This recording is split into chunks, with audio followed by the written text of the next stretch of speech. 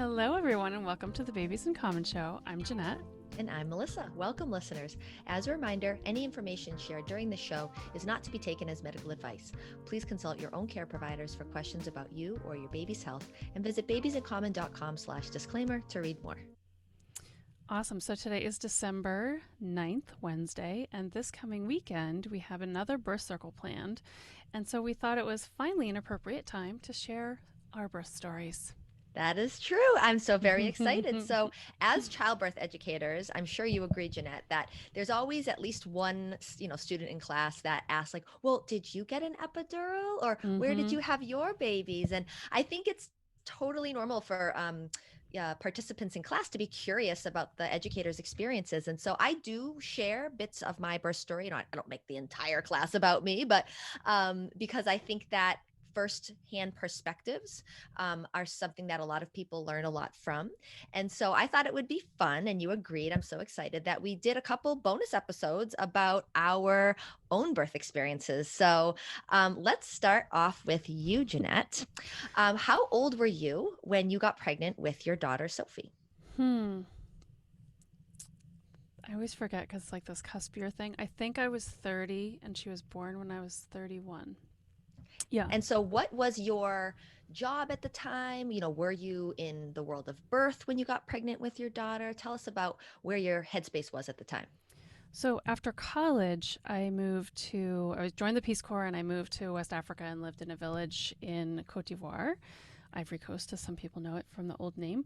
And I worked with a midwife, and I didn't know I was going to be interested in birth, but that was part of my job, was to work with a midwife. And so I got to see some births, not a whole lot. As I always say, I was the only foreigner in the village of about 3,000 to 5,000, depending on the time of year. And so it wasn't like, and I lived in the center of the village, and the maternity center was on the edge. So it wasn't like people were like, we're having a baby, go get the white chick, So I just sometimes would happen to be there. And also people were really, they're super strong and they give birth all natural. So they show up in labor late in labor. So it's like they're ready to push. So there's not a whole lot of time to say, hey, Jeanette wanted to see a birth. Can you come? Never mind getting permission. I mean, I don't know. People didn't seem to mind, but, I was like, do you mind if I'm here? So I probably only saw like 6 or 7 or 8 births while I was there, but I was just in awe. Like, wow, that's so strong, like to give birth without medication. And it wasn't the nicest birth experience in retrospect. Culturally, like I don't feel like the midwife was as nice, but that's sort of how it was at the time. So she was a nice person, but just they were expected to not make a lot of noise when they were giving birth, and they were expected to lay on their back and get up on this like pretty high metal table, and the baby was born and taken away, and like she always did like a really deep suctioning. Oh, wow. It just wasn't really nice. And then, you had to kind of wait for the placenta, and then they'd have to get off the big table and walk across a little while to get to a bed in a room with other people. Sometimes there was only one baby there. But so anyway, I just was like, okay, that's really amazing. You can do this. Like, I want to do this someday. So then when I moved back to the States and I eventually married my husband and we were planning kids, I was working at the State Department of Public Health at the time. Oh, okay. And I was working in perinatal health, community health. And because you have a master's in public health. I know that about you. Yep. And so I was like, okay, this is what I want to do. Now, this is 20 years ago. Okay. And I lived in Brookline, which is a suburb right next to Boston. It's very near to Fenway Park. And I was looking for a class. How do I have an unmedicated birth? I want a natural childbirth, as it's often called. And how do I do that? And so I looked and the only class that was possible, and I was calling lots of people, and I was a little bit tapped in through my colleagues at the Department of Public Health with birth stuff. And so I was using some resources that I knew there.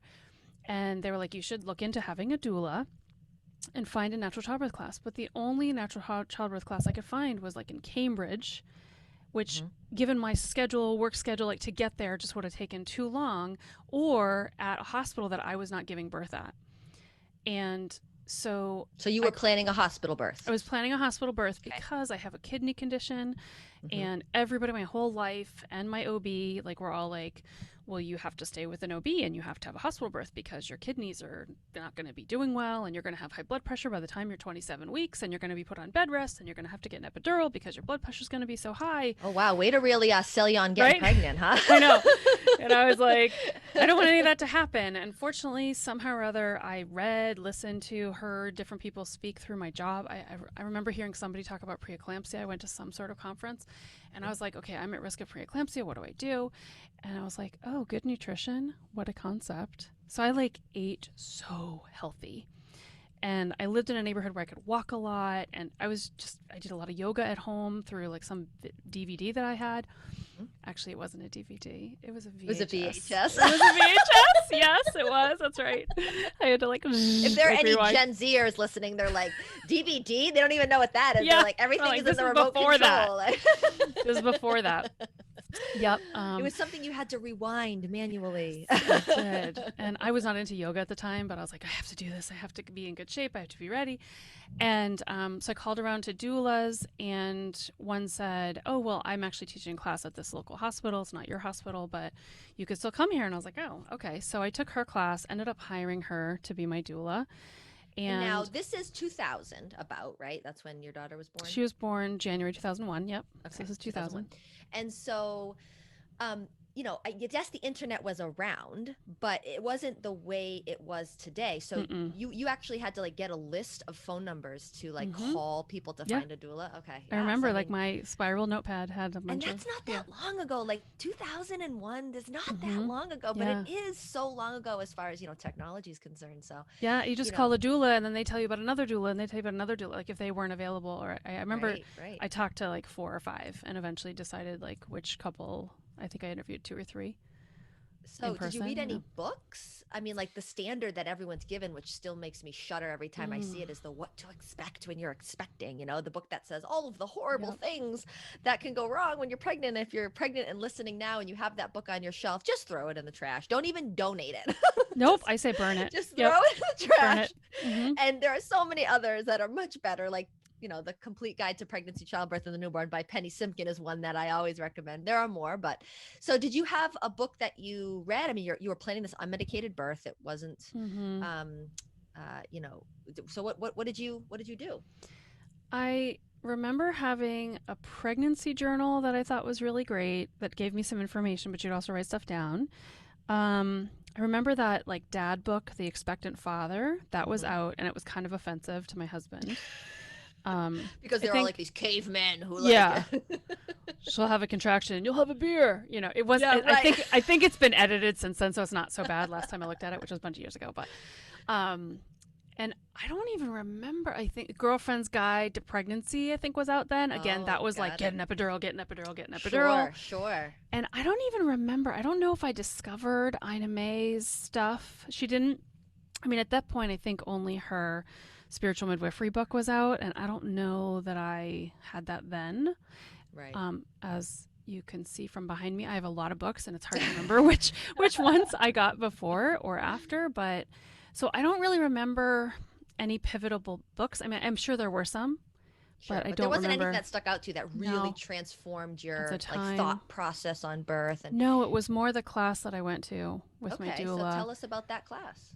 And it was a hospital-based class. I ended up later I trained to be a childbirth educator and did my trial series with her and ended up working at that hospital teaching as well. And it was literally called a natural childbirth class, and it was 7 or 8 weeks long, I want to say 7 weeks, I think. And it just really helped you understand what was normal and helped your partner know what they could do. And I was like, well, you don't need to do a whole lot because I'm going to hire a doula. I'm going to hire her. And you can just be there and be quiet, because I tend to be very sarcastic. He's awesome and I wanted to help and support, and he did, but I didn't want him saying anything to me because in my head, I remember I'm so sarcastic. In my head, he was going to be like, oh, you're doing great. Keep doing what you're doing. And I was going to be like, how the hell do you know? Yeah, right. You know? I'm like, no, you can be near me and do what I need you to do. And I'm so glad you're going to be there. But like, I'm going to listen to her because she knows what's going on. And so I knew. I know, poor Dave. I knew that I wanted this unmedicated birth, but I also knew that I was in a situation where I was with this OB, and the OB was great, but she was like, listen, what you want, only about 3% of people do in this hospital. Oh, she was honest about Mm-hmm. that. Yep. Yep. Wow, She's that's great. really cool that she was Yeah. like, forthcoming with that information because Yep. a lot of women they get paid lip service. Mm-hmm. They say to a provider early in the pregnancy, I really want a medicated birth, or I want only medical intervention when medically They're like, necessary. I yeah, don't yeah, want to be yeah. Sure, induced, and they're sure, like, sure. oh yes, we can accommodate that. I mean, and these people come to class, right? And they, we Mm-hmm. go through and where are you giving birth and they're telling me what they want for their birth experience, and then they're telling me the place they're planning on giving birth at, and I'm Yeah. like, those don't line up. It's like, no, but my doctor said, and then that's the old bait and switch. Mm-hmm. Sometimes they never come clean, but other times it's up 39 weeks rolls around and it's, oh well, when do you want to schedule your induction, and oh, we Right. don't want you to go past your due date, and and it's interesting because sometimes people really get that bait and switch. So it's awesome that your OB was like, yeah, hey, heads up, like this is Yeah. not really the norm here. Yeah, Okay, so what I did you got really do? lucky because when I was in grad school, whatever OB I saw just for general GYN care had said, "Oh, you're moving to Boston. Here's this person I know up there. She's really great." And I was like, "Okay." And so I went to her, and she seemed really great, and she was always great. So I really liked her. And so she was honest, and she's like, "That's great as long as all's going to go, as long as everything's going well with your body and your blood pressure, then what you want probably could do that. But just so you know, most people here don't do that." And so I was due the 27th of January. I don't know why I remember that date. And I went into labor January 30, 30th, right? Yeah. And, or was it the morning? No, I think it was the night before. But basically, I was still fine. My blood pressure had never risen because I was doing Oh, really good. great exercise. I was doing really good. I had been on blood pressure medication, and I had to get off of it to get pregnant. Or to be pregnant, I should say. And they're like, well, we'll see what happens. And it just never went back up, which was great. Well, until many years later. And so everything was going fine. And I ended up, we were watching Law and Order, which I always think like we have to make that noise, right? Boom, boom, or whatever. Yeah. Right? I remember I was sitting in bed in the evening, late night, like, I don't know, 10 or 11, probably around 10, and maybe 9, if I think about the timing. And we're just both watching the TV, and all of a sudden I hear a pop within my body. My water releases in a huge gush on the bed, and Of I'm like, course. oh, and so I run, we're laughing and giggling because I'm like, oh my God, get a towel. And so I run to the bathroom, and it just keeps coming. And my mother happens to call like right then. And we were like, we are not telling the parents until after the kid is out. But and stupidly, we answered the phone. Right. So we answer the phone, we're giggling, and they're like, what's going on? I'm like, my water just broke. Oh my God. And they're like, okay, well, let us know what happens. And so I eventually, what happened? Oh, so called the doula. She said, well, you could call the hospital or call the doctor's office, but they're going to want you to come in. Mm-hmm. And I'm like, well, I don't want to come in. She goes, exactly. So as long as you feel the baby moving, I want you to take your temperature, make sure everything's clear. Clear and, fluid. Just moving. call them and let them know you're probably coming in at some point in the next 24 hours. So I call them, and they're like, well, we'd really like you to come in. I was like, I understand that, but I'm not going to come in. But I will check back with you later. And so I was like, I will wait. And so we waited I don't even know that it was a half an hour before I started to get really strong contractions. Oh, and were you having really any kind of signs of labor before your water broke, like any bloody show or loss of the mucus plug or nothing? No, just... I might have lost a little bit of mucus plug at some point that I remember. So you were that 10% of women that break their water before signs of labor. Okay. Yeah. And we had gone out to, you know what? We had gone out to dinner that night with Dave's parents, and I sort of was feeling a little crampy. That's right. We went to the Cheesecake Factory, one of my favorite places. And yeah, I remember feeling like just sort of being at the table, kind of like, like it wasn't rhythmic, and I just sort of felt like a little, I'm not really in the mood to eat. So we weren't sure it was labor, but so there was a little hint there, but nothing big. So I ended up going into like really strong labor, really fast. Like really intense. Like there was no like, early labor will be 12 to 14 hours and you'll be able to watch TV. Like there was none of that. Like it was intense right away. And I called my doula, and she came over, and she was doing hip squeezes and back rubs, and eventually it got really intense. And so we were like, okay, let's go to the hospital. And I get to the hospital. We were You going remember to the about how far hospital. apart your contractions were at that time, Oh, or did they they were just the like three intensity of minutes. it? Like it was Okay, so so they were fast. fast. They Oh were yeah, fast, and they were yeah. intense. There was Okay. not much time for Do talking you to people. remember what types of positions that you liked when you were at home? Like what types of things you did to cope? Do you remember anything like that? I think like squatting, like at least like being on my knees, leaning forward, hip squeeze, back rub, being on the toilet. Did you have any back pain with your Mm-mm. contractions? No, No, but I the know I got lucky because I remember your first baby. wah wah, as my son would say, sad trombone. No, that's good. Okay, so you're like, wow, Yeah. this is rip roaring. Mm-hmm. Doula comes over, you do your toolbox tools, but you're like, we gotta head to the hospital. Mm-hmm. How was the car ride? Do you remember that? So what's funny is that the hospital is only about a mile away. Okay. So we're really lucky. And we went there at like 3 o'clock in the morning. So there was nobody on the streets. And I remember I still made my husband stop 3 times on the way.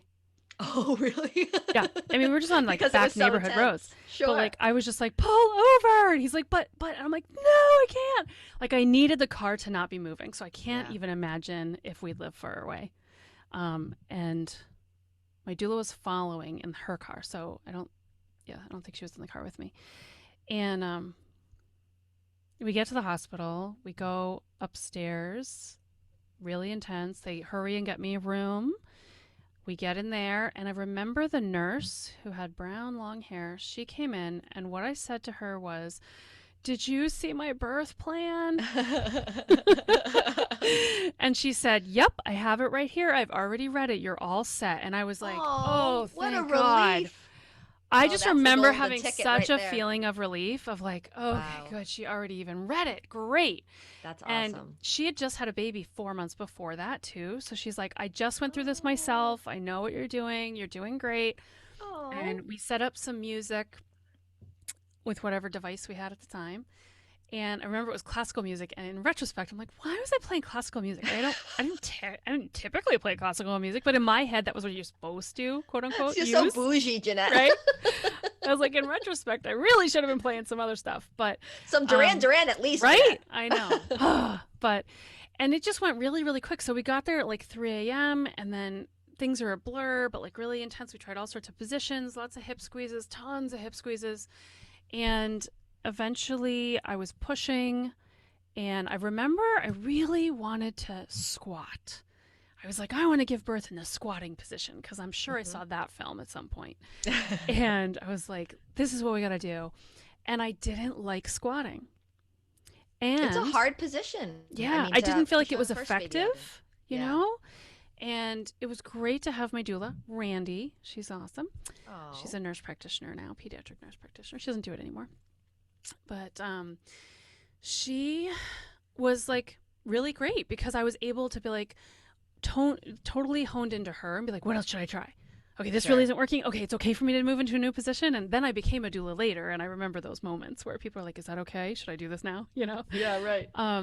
And so I didn't like that. And I remember in retrospect that I didn't want to get on my hands and knees. And I know she was trying to suggest that. And I know we talked about it prenatally. But for some reason, there was some sort of embarrassment factor in my mind where I felt weird sticking my butt out, like so people could see. Now, of course, in retrospect, you could be covered.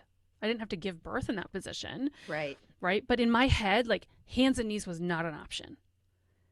And that's actually a good point, that Yeah. one way that a partner can support a person giving birth is to make sure that you have a sheet that you can cover her as she's moving around, if that's something that she wants. Right. So I just want to take a moment in the middle of our show here to ask you to visit babiesincommon.com/show to view all our previous episodes and share them with your family and your friends. Our show is available as a video recording on our website, as well as a podcast on our website, Spotify, and Apple Podcasts. So please be sure to subscribe and be sure you catch all our future episodes. That's right, Jeanette. You wouldn't want to miss a single one. And we hope that you will take this opportunity right now to pause this episode and hop on over to the Babies in Common Facebook page or Google Google listing, or even your podcast app to write a positive review for us today to help us reach more families. And lastly, please visit our website, babiesincommon.com, or social media channels to learn more about the groups, classes, and other services we offer, as well as plenty of tips and resources to help you rock your birth and thrive as a new parent. Okay, now back to our show. Yeah, so I was pushing and I didn't like the hands. I was not going to try hands and knees. I did squat. And so instead I was on my side and then on my other side. And pushing was really, really hard. As pushing out a human generally is. Yes. And I had been told at some point, and I still love this analogy, that pushing is like pushing a grapefruit out of your butt. Like the biggest poop you never imagined you'd ever have. Yes, right? true. It's kind of how I describe it. So I was ready for that, but the pressure. Here comes the graphic.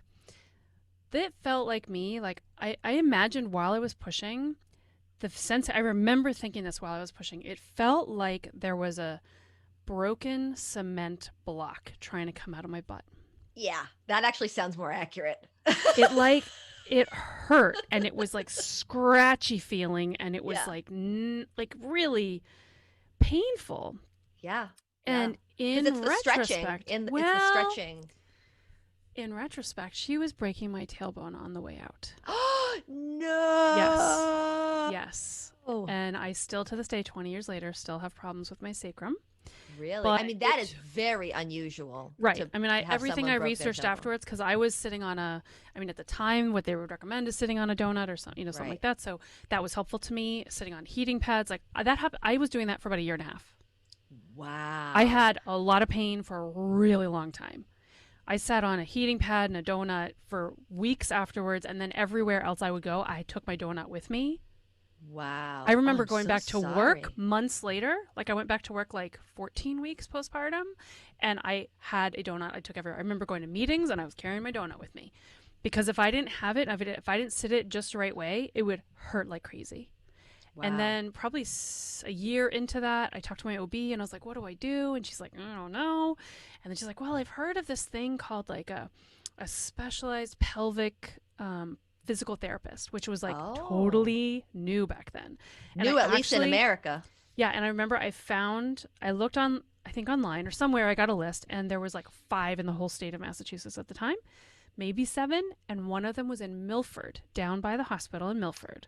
Oh, okay. And so I went to her office and she's like, well, if you'd found me sooner, I would try to put my finger right up in there and see what I could do, but it's clearly already healed, And she's like, you could get an x-ray now to kind of figure out how it healed, but that's not really going to do a whole lot. So here are these exercises and just wait it out. But next time you have a baby, don't give birth you have to give birth on your hands and knees.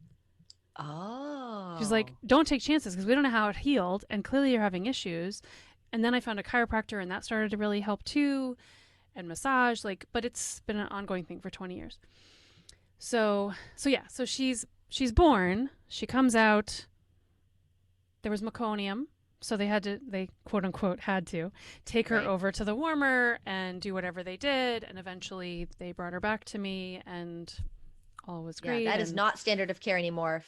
There is meconium. They used to automatically do deep suction, sometimes even intubate and suction the trachea if there was meconium, which is not the standard of care anymore. The standard of care now is to watch the baby's response. If they are vigorous, to let them, clear their own airway. So if anybody is being told in labor that their baby has pooped meconium and they need to take the baby automatically to the warmer, that is not evidence-based information. But continue. So that back then, yes, they did. Yeah.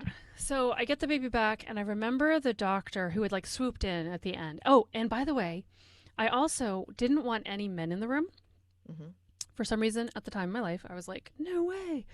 And I remember at some point when I was pushing, I would push, and I remember opening my eyes slightly. I remember I tried to look in the mirror, but I couldn't because I would keep squinting and closing my eyes when I was pushing. But I remember seeing a bunch of people, 7 or 8 people lined up in white coats watching me. Really? And I don't remember what, whether it was men or women or what it was. But I was like, oh my God, there's a lot of people watching me right now. And then I would stop pushing, and then I would lay down or whatever position I remember falling asleep in between pushes, which is not uncommon. It's And I not uncommon. remember waking up going, oh God, I have to, what? I have to do that again? Like, because you go to labor la la land and you forget that you're in labor, and then you wake up and you're like, oh no, what am I doing? Yes. And so I remember all those people. And then after she was born, I get her back. And then I remember the doctor, who was up to that point pretty cool. I mean, she swooped in at the last minute anyway. But she's like, I'm just going to give you a little shot of Pitocin. And I remember being like, but do you have to? And she's like, well, you haven't had any yet. So, and I think, and then like, I was like, she's like, well, we're just trying to prevent hemorrhaging or whatever. And I remember like, I was like, I guess if you have to. So that to me, as a childbirth educator and as a doula, was always my hotspot. Yeah. Was like, if you just had an unmedicated birth and you're not bleeding excessively, don't let them give you the shot. But then I always had to like check myself to be like, okay, that was my experience. That was my issue. I was always frustrated with myself for like, why did I let her do that? Which is not that big of a deal. But it was like, I just did all that with no IV, no medication. Now I wanted to do the whole thing without that shot. And I wasn't hemorrhaging, like I didn't need the shot, but it's just been an interesting kind of process over the years because it's like a hot button issue, like, but do you really need it, you know? And sometimes people do, of course, but in my situation, medical intervention when medically necessary. So yeah, and then the next couple of days in the hospital, there were people who would randomly walk by my door and poke their head and be like, "Hey, you were the one that gave birth all natural, huh? Way to go!" Really? Yeah. Oh wow! Because it was that rare of an occurrence. Yeah, it was that rare. Like people are like, or like, "Oh, I was there. I saw that. That was so awesome," you know. And I was like, "This is so bizarre." Like, that is bizarre, right? You know, and they're like, "Oh, we heard about you. Like, you did an awesome job." And I'm like, "This is a hospital. This is a maternity ward. Like, how is it this crazy that this is so unusual?" You know? So many places it is. Yeah. And you know, whether or not you are planning an unmedicated birth or a birth with pain medication, epidural, whatever, it is always, in my opinion, in your best interest to research the place that you're planning on giving birth. And if it's at a hospital, considering finding a place that does not have a crazy high epidural rate. And that's not necessarily because you are going to get coerced into getting an epidural if that's not your plan, though that absolutely does happen.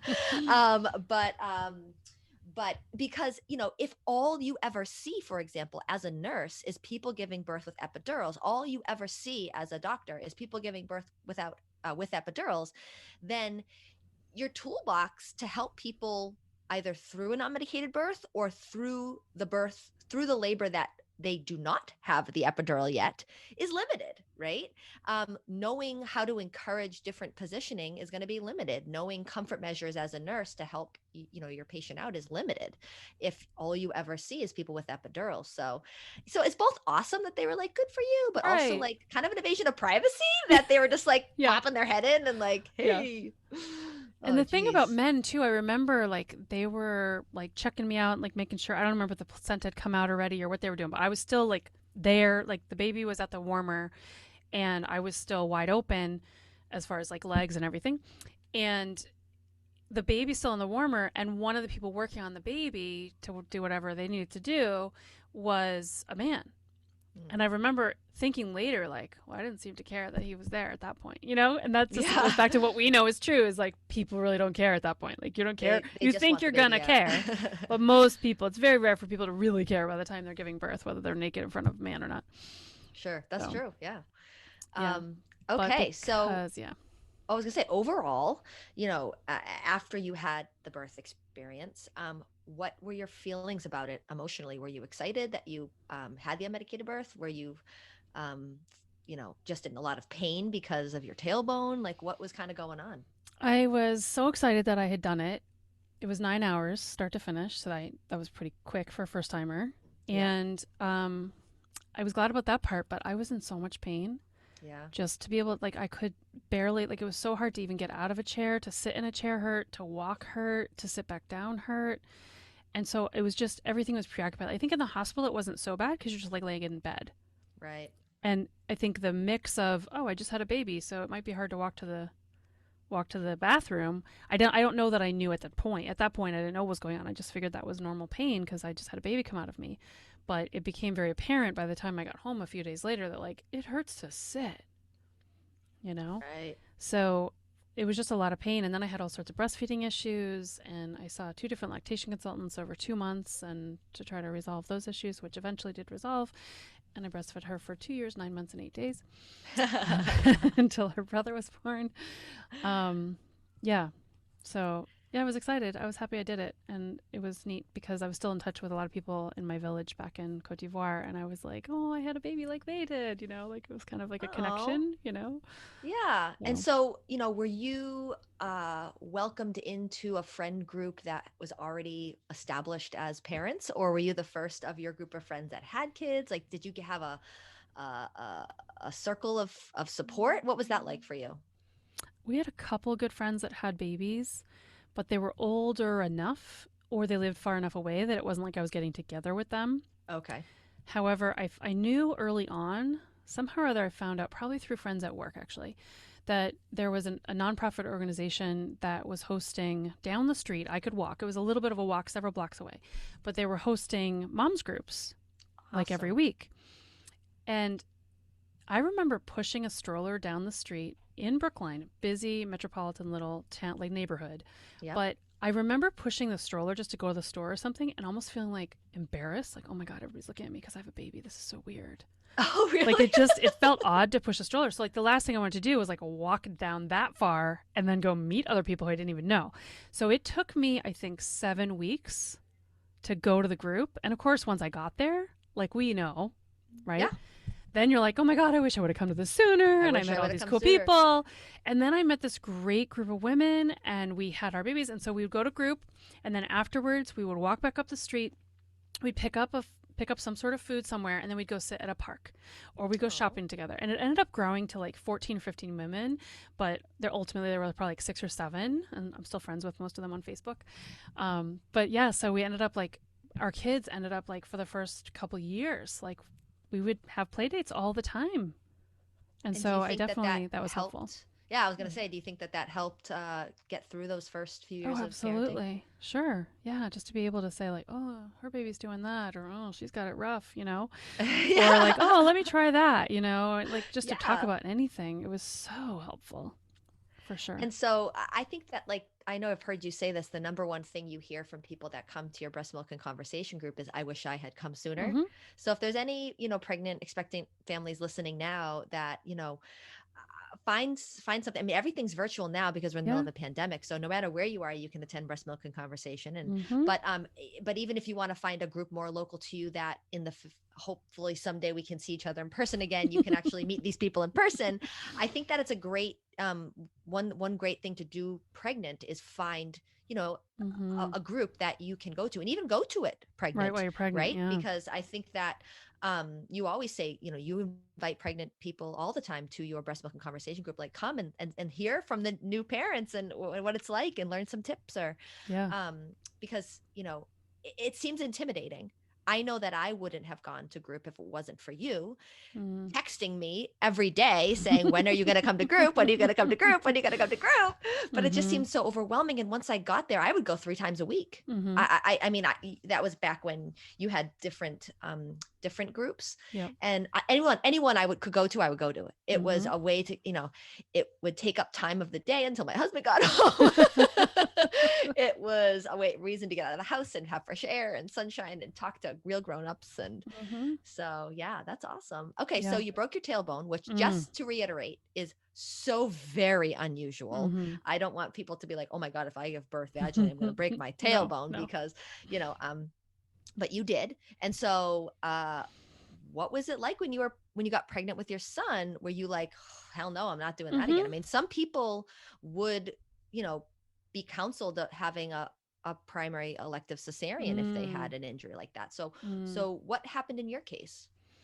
So by that point, I had become a doula and a childbirth educator and a breastfeeding counselor. And so I knew home birth midwives. I knew people who had had home births.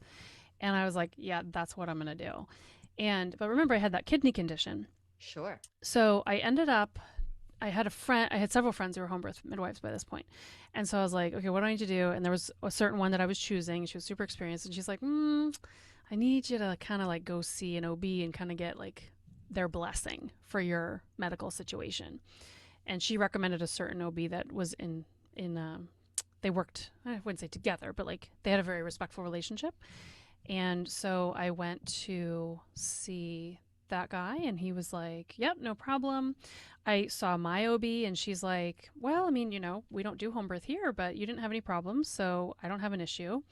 At the time, I had a dedicated kidney doctor, urologist, and I went to her and she's like, yeah, your kidneys behaved last time, so I don't see a reason why you should have any issues.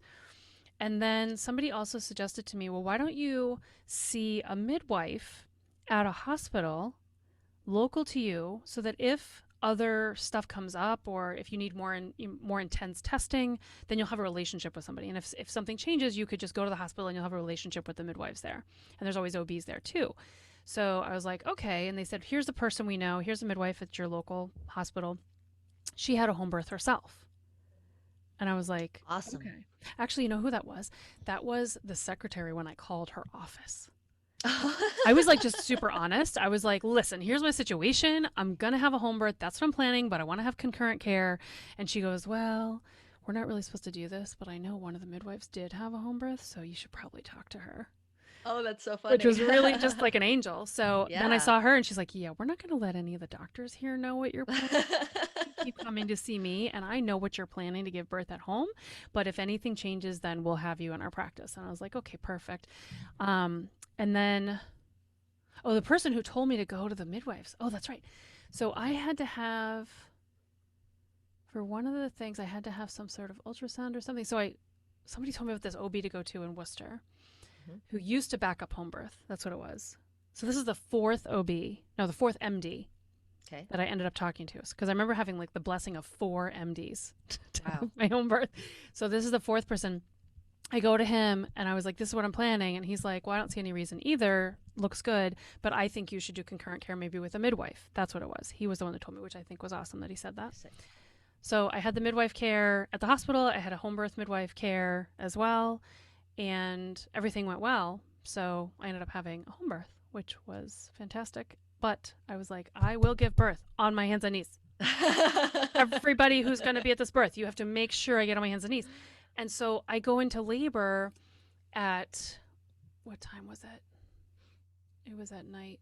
Oh, it was like 11 o'clock at night on my brother's birthday. That's right. Because I was like, I can't have the baby on his birthday because the kid's going to be frustrated that he has to share a birthday, right? It was like 11 o'clock at night.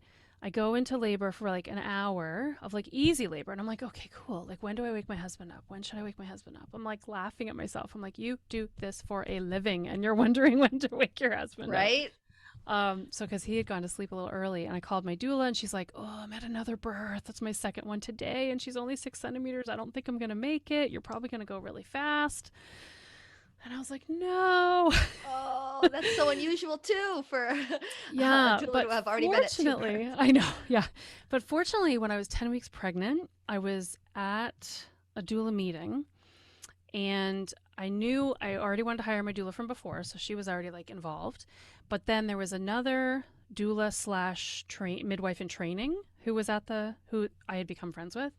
And so I said to her, I said, hey, listen, I already have Randy as my doula. I already have so-and-so as my midwife, but can you just be there to help out? Like, I don't know. She's like, sure, whatever. Like, if you want me there, I'll be there. Oh my gosh, was that not the cosmos, like having some power? Because not only could my doula not come, but the second midwife didn't get there until long after the birth. Wow. And so this Joyce, a lot of people know Joyce. She's a legend around here. But so Joyce was like the first person there. So she ended up being my doula. And then she ended up being the assistant midwife too, because the second midwife that was supposed to assist my main midwife didn't get to be there in time because she lived too far. Wow. And my labor went so fast, right? So it was like the cosmos was like, you need this other person there because she's going to have to do 2 roles. But I had a very fast labor. It was like 3.5 hours. Oh, wow. But I had 1 hour of early labor, which is totally different than the first time. And I was in the tub for a long time. And then we'd all agreed, like, there's no way you're giving birth in the tub because we can't reach you. And I know you want to be on your hands and knees, but that makes it just that much more difficult to reach and et cetera. So we need you to get out of the tub to give birth. And so this was because you were using your own bathtub or you had a birth pool? Okay. No, it was my own bathtub. Got it. Right. So it had one side of access. Sure. And it was a very deep pool. Like it was a very nice tub. I don't live there anymore, but that was a nice tub. Um, and so I got out, and I remember I sat on the toilet at one point. My water really released really strongly, and then I kneeled over the side of my bed and pushed the baby out, and it did not feel like a brick coming out, That's good. which was great. And I wanted my daughter to be awakened so that she could tell me, like, be there and watch. So we had her Mhm. down, and so she was sitting like on the floor next to me, where I was leaning over the side of my bed. I was on my knees on the floor, and I remember the baby came out. The midwife caught from like behind me. She was down on her Mhm. forearms, caught the baby, passed the baby through my legs, and I was holding the baby against my chest. And I look at my daughter and I was like, "Will you tell me what it is?" I had this dream that she was going to say, like, "It's a boy or it's a girl." Yeah. And she was like, "Mm-mm, no." Like, I mean, she had just been woken up, so she was a little bit like out of it, I suppose. But so, and then I eventually just crawled up into the bed, and eventually the placenta came out. I was feeling a little what Joyce calls shocky, where I was kind of in and out of it. And Okay. so they gave me some things to make me feel better. And then I Like remember when fluids and medicine? Were you bleeding? no, well, they gave me arnica. Oh, okay. Um, and so that was my first experience with a homeopathic that worked really well. I think they just, no, arnica and rescue remedy. Yeah, it was pretty simple. It wasn't major. Okay. Yeah. And I wasn't having a hemorrhage. It was just something. I don't know what Oh, happened, you're but just feeling woozy. Got it. yeah. Um, and so I guess the last part of the story was that I remember I looked over maybe like an hour and a half after the baby was born. I was holding the baby, maybe nursing, just holding, I don't know. And I looked over at my daughter, who's 2 years, 9 months, and 8 days old, who was still nursing until that day, but then she chose not to nurse after that for some reason. But I looked and I said, "So how was that for you? Like, was that exciting?" And we had done so much work to prepare her for home birth. Sure. Like, this is normal. Mom, I might be yelling or whatever. Like, and the baby's going to come out and be slippery and whatever. And she looks at me and she goes, "Mommy, you were yelling." So that was her memory of the birth, as I was Does she yelling. I mean, she was under 3, so does she remember it at all now? Oh, well, she cut the cord and she seems to remember that. Okay. Yep. I mean, it is a big moment, Yeah, I so think it she was might be old definitely enough to think. She either remembers or she thinks she's remembering because she talked about you've it told. Sure, since she was sure. little, right? So who knows what Yeah. she really remembers in her head? But yeah. So. Wow. So two things stick out to me about your story.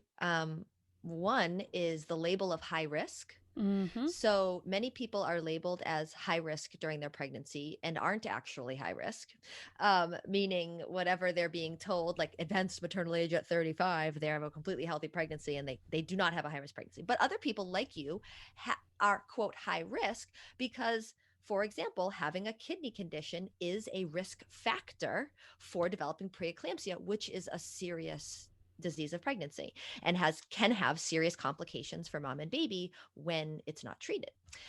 However, having a risk for something does not mean that A, you will develop it, or B, that your pregnancy is high risk once you get to the end and you haven't developed the complication.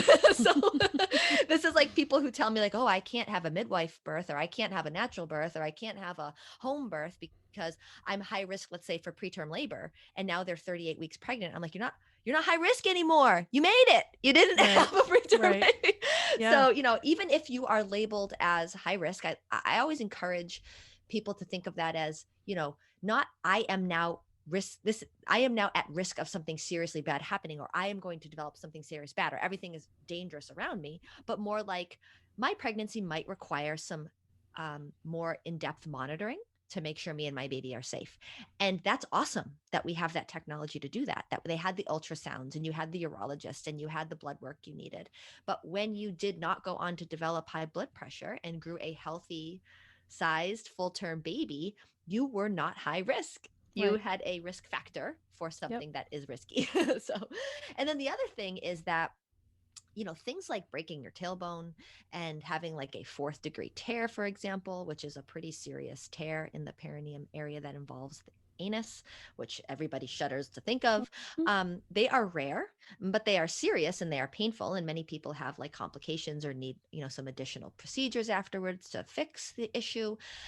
Sometimes they are counseled on having an elective primary cesarean section Mm-hmm. for their subsequent births, and that might be the best option for some people. That's certainly medically what's the word I'm looking for? Like Appropriate. appropriate, absolutely, to be counseled on that. But if I had a nickel for, I mean, especially when I worked with the midwives, when I worked in Cambridge, we would have people that infrequently, of course, because again, these things are rare, but that would have a fourth degree tear or some type of pelvic, pubic symphysis separation, for example, with their first baby, and then did not go on to have that with a second baby. And if Right. you're planning, for example, a big family, like some of these women were, having to have a cesarean for all of those births, was going to increase your risk for a lot of complications. So, and just surgery in general has more risks than vaginal delivery. So know that these things don't always repeat themselves, especially if you kind of, sometimes the way you gave birth the first time, not so much in your situation. I don't think, Jeanette, I don't think that most people would break their tailbone just because they were on their side. I think that's a fairly good position to Well, I be think in. I But was on my back too. oh, For okay, sure. okay. Yeah, I wasn't just on my side. Yeah. Well, that definitely can Yeah. increase your risk of breaking your tailbone. Oh no, but I was absolutely on my back for part of it. oh, okay. But But yeah, like but you and I have both been to births where people are on their back and they don't break their tailbone. absolutely. That's Right, how most like, people so- give birth in this country. Yeah. So yeah, it is a risk factor but it does not mean you will develop it. But yeah, just that these things don't necessarily repeat themselves. So when you hear horror stories, oh, my sister broke her tailbone with the baby, and that doesn't mean it will happen again, and that doesn't mean it will happen to you, even if it happened to your sister or your mom or your best friend. Every baby, every pregnancy, every body is different. I did go And to so, chiropractic care religiously when I was pregnant with the second baby. as did I. I think it Which should be universal care. I know. And I hope that happened. It definitely made my tailbone feel better every time I went. Yeah. For sure. It made my sacrum and my back pain go away. But yeah, but it didn't really affect the labors, which was good. But hands and That's knees, great. man, that was key. Absolutely. Or at least on my knees leaning forward was totally key. Well, it gives what midwives call the opening of the back, which is, when that sacrum can really flex backwards and give the baby even more space. Yep. So, do you have any take home thoughts for our listeners about your birth experiences, or in retrospect, things that, surprised you about your labors or anything like that? I don't know about surprise. I mean, I know I had fast labors. So on one hand, some people say, "Oh, you're lucky," and I'm like, that second birth was so fast. Yeah. I mean, even my first one was fast. I wanted a longer labor. Sometimes it's hard to wrap your brain around it when it's that intense. It's like it you take the comes intensity on. of a You have 12-hour labor. no time. Yeah. Yeah. It's intense. So I don't wish fast labors on people. I wish that I had either. I don't remember if somebody said maybe you could see a midwife with my first one, but definitely like if it's your first baby, like consider a midwife doctor team. And hospital-based midwives have doctors there too. So if things happen and you need the expertise of an OB, they're there. Right. So, I think that's a really nice option that most people don't know about. If everything, or maybe consider home birth or a birth center too for your first baby. But even, especially like if it's your second baby, some people just naturally feel more comfortable, after that, okay, we went well the first time, or maybe it didn't go so well the first time, and you're like, yes, I'm going to have a home birth, or I'm going to go to a birth center, I'm going to switch hospitals. And we've had plenty of episodes on those kinds of topics. Certainly. But you and I both, like, we know so many people that have had home births, and like, they're pretty damn satisfied. Like, it's really difficult to find someone who's really bummed about their home birth. It's got very high success rates. Yeah, and it's just a different level of care. And even for people who end up transferring to the hospital, they're really excited because they had such great care. Yeah, and many people that I talk to that have had a home birth transfer feel like they felt good about however their birth ended up, whether it was that they needed epidural or Pitocin or even a cesarean.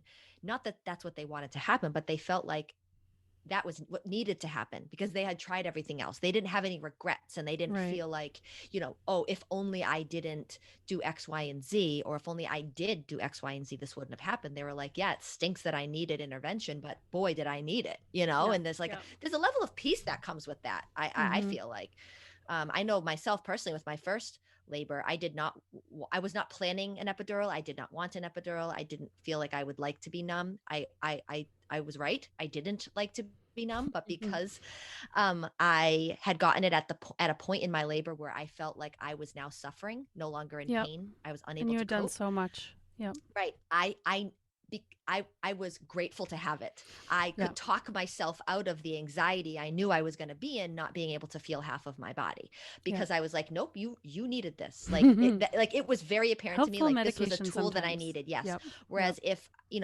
I had gotten it earlier in pregnancy, and, I think I would have had a harder time with the epidural, or sorry, earlier in labor, because Yeah. I really knew myself that I needed to try everything first.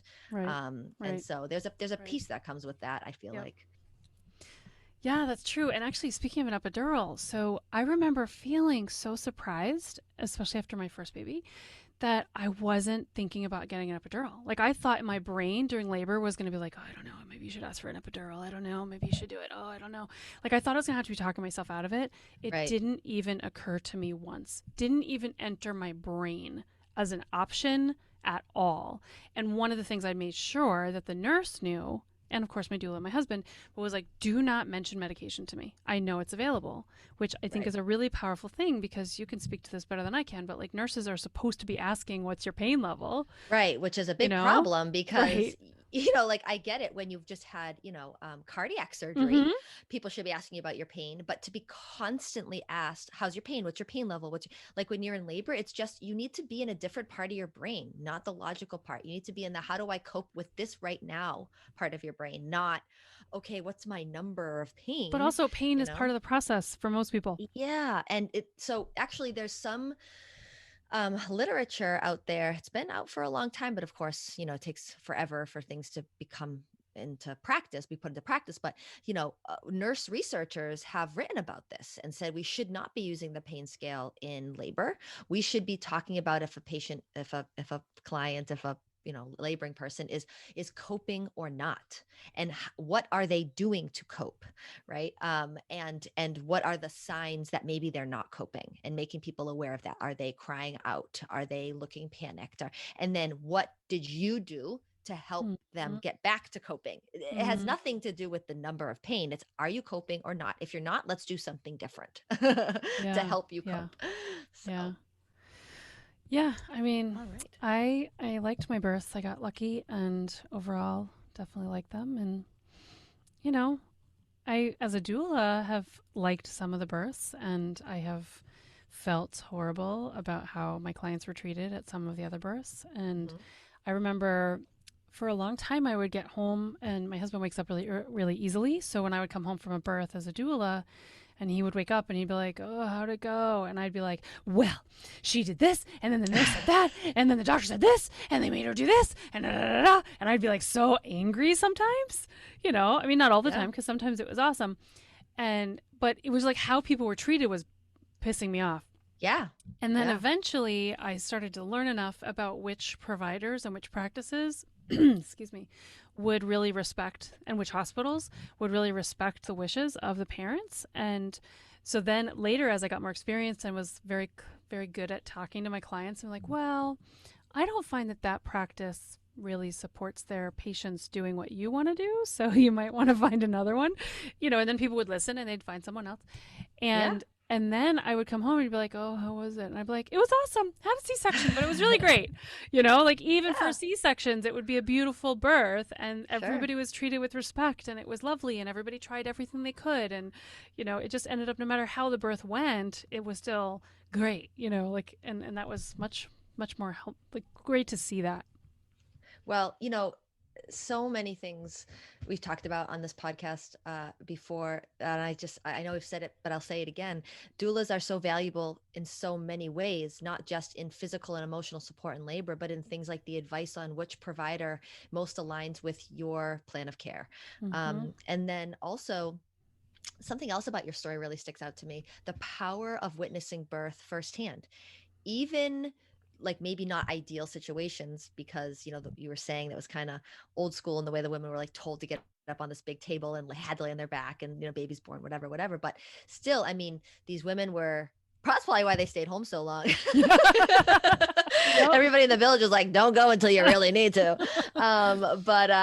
Which is actually kind of what I tell people nowadays too. Right? But the power of seeing the strength of women. Mm-hmm. I mean, I know that was something that was very powerful to me when I would tell people in my 20s before I had my own children that I was a labor and delivery nurse. You would be shocked how many times people would say, oh my God, you're probably never going to want to have kids, right? Because you have to witness that all the time. And it wasn't like that. It was, even though I did witness some, pretty atrocious acts of, abuse, the women in labor, the people that were giving birth to babies, no matter how that happened, vaginally, C-section, epidural, no epidural, was a miracle, was amazing. I was so inspired by how strong birth givers are, how strong humans are, what humans can do. Like you always say, humans are amazing. And I was just inspired by that. Not that I, wasn't concerned about feeling pain myself when I was, pregnant. Of course I was. I'm a human. But I just was so amazed and blown away. And I wish more people saw and witnessed birth firsthand in our culture, and they don't. Right. We are so far removed from it. Birth and death. And that's why there's good films out there, and we show some of them in our classes, which is helpful. And then we have recommendations for films that they can watch. But I think our popular culture, there are people who have PhDs who have done dissertations on this topic, but like the way that birth is depicted in popular media is not empowering. Yeah. It's not always inaccurate either, but it's not always inspiring and empowering either. It makes people more scared overall, which is unfortunate. Even though labor is hard work, they call it hard. They call it labor because it's hard work. If it was easy, they'd call it picnic. And I don't know about you, but to me, it wasn't a picnic, but it was hard work. But it was hard work that I could do and you could do, and you didn't have to be anybody special to do. And it is an incredible experience. As someone said in a childbirth class once, I asked, what are you excited about for labor? And that people always groan at that question, like getting it being over is what always somebody says. At the end. Yeah, right, well, sure, right. The baby. That's exciting. And one woman raised her hand and she said, honestly, she's like, this sounds really corny, but like, I just feel like labor and birth is like the Mount Everest of human experiences. And I was like, oh my God, I love that. I was like, it is in a way, like it is a crazy, amazing experience, human body experience. So anyway, I hope that you all enjoyed our show today. Thank you, Jeanette, for sharing your birth story. I don't think I've ever shared it at Birth Circle either. So, I hope that people will consider attending a virtual Birth Circle with Babies in Common. You have one upcoming. When is that happening, Jeanette? Saturday, the 13th of December, 12th. Okay, 13th, wonderful. Check out babiesincommon.com for more information about that. Because remember, we are a community for you. After all, we all have babies in common. Well, thanks for asking me about that. That was fun. Great.